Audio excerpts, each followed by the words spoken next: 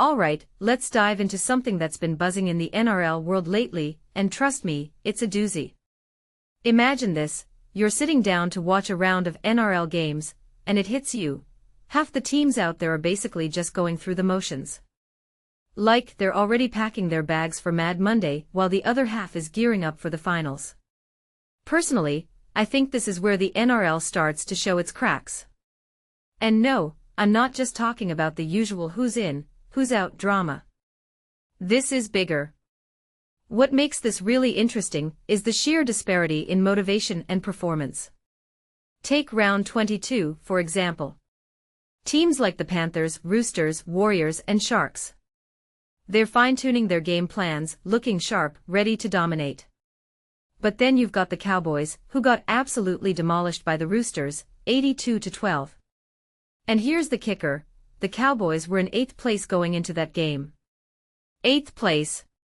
If you take a step back and think about it, that's not just a bad day at the office, it's a symptom of a deeper issue.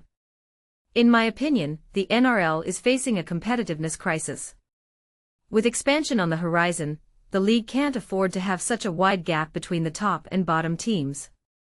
The AFL, for all its flaws, at least tried something with their wildcard round. Sure, it's a bit of a gimmick, but it keeps more teams and fans engaged.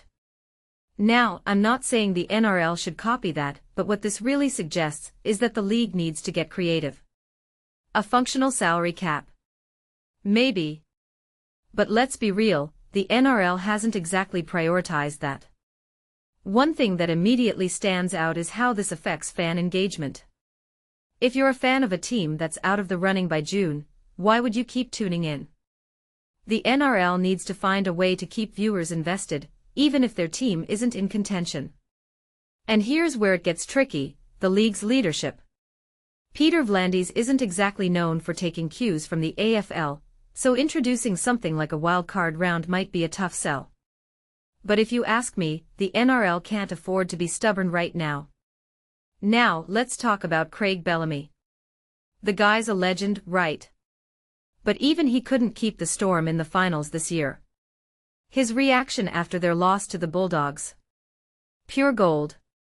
Bit pissed off, really, he said. And then he joked about punching his grandkids' teddy bears. Classic Bellamy. But what many people don't realize is how rare it is for him to miss the finals. This isn't just a personal setback, it's a moment that highlights how even the greatest coaches can't overcome systemic issues in the league.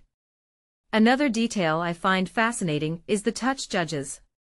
Seriously, how do you miss a conversion that's basically right in front of you?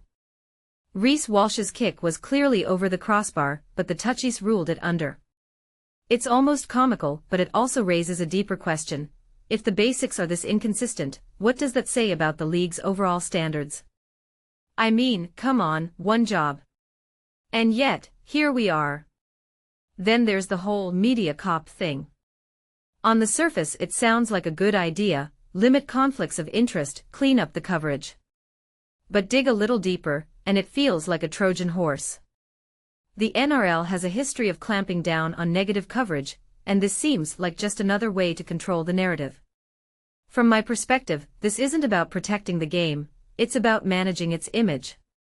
And that's a slippery slope.